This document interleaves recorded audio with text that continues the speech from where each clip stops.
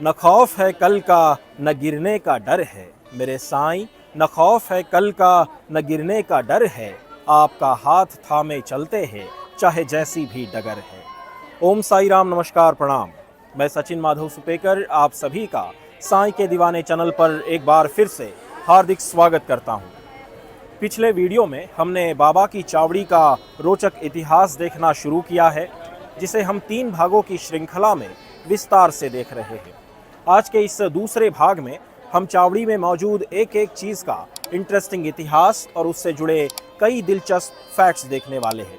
मुझे उम्मीद है कि पिछले वीडियो की तरह ही आज का ये वीडियो भी आप बेहद पसंद करेंगे। तो आइए शुरुआत करते हैं आज के इस दूसरे एपिसोड को। किसी भी छोटे गांव की तरह शिरडी में भी लोग बाबा के पास अपनी समस्याएं लेकर आते थे। इसी चावड़ी में बैठकर बाबा सच्चे और झूठे कथनों पर निर्णय लेते थे, पाप और पुण्य कर्मों पर व्यक्त होते थे। भक्तों ने अपने कल्याण के लिए बाबा को चावड़ी में आने के लिए कहा और बाबा ने भी द्वारका माई की शांत समाधि अवस्था को छोड़कर इस पवित्र वास्तु को निवास बनाया। चावड़ी आत्मनिरीक्षण का स्थान है। साईं भक्तों के लिए एक ऐसी अदालत है जहां अपने लिए फैसला करना होता है, सुधार की गुंजाइश पर निर्णय करना होता है। चावड़ी के अंदर उत्तरी दीवार पर बाबा का एक बड़ा चित्र है, जिसे 1953 में गुजरात के नवसारी के अंबाराम द्वारा चित्रित किया गया था। दरअसल अपनी महासमाधि के बाद बाबा ने साल 1953 में नवसारी के अंबाराम लाल भाई कहार को सपने में दर्शन दिए। इस स्वप्न का चित्रकार अंबाराम पर जबरदस्त प्रभाव पड़ा। तब अंबाराम ने उसे स्वप्न में जैसे बाबा दिखे उसी अनुसार इस चित्र को चित्रित किया। उस वक्त अंबाराम की उम्र महज 18 साल थी।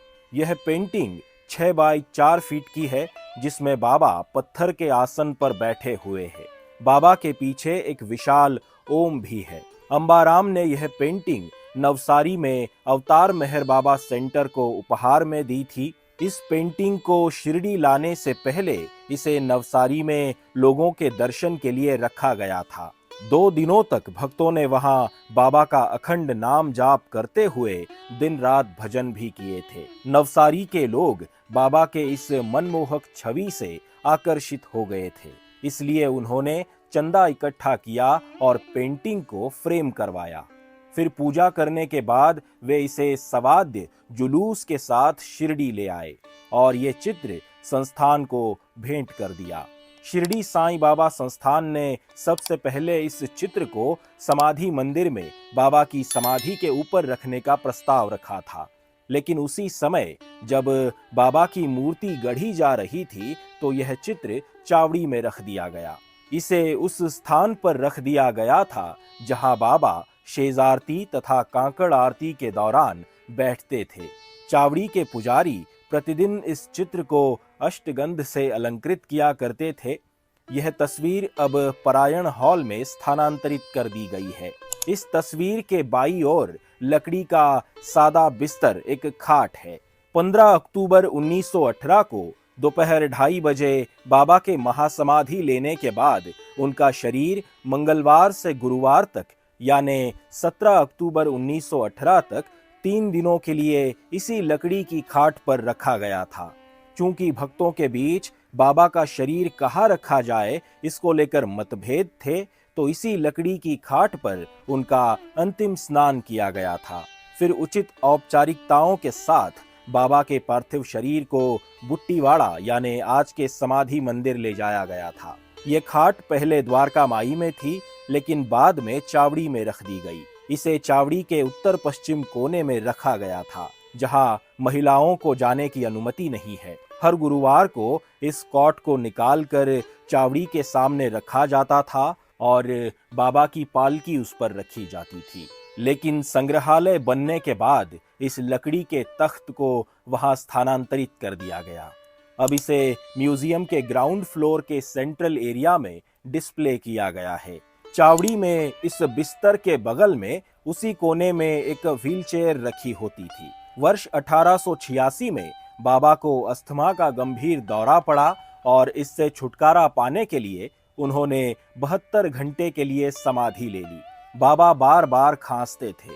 ये कुर्सी बाबा के उस समय के उपयोग के लिए तथा चलने फिरने के लिए एक भक्त द्वारा भेंट की गई थी। हालांकि बाबा स्वतंत्र रूप से और कभी कभी अपने भक्तों की मदद से घूमते थे।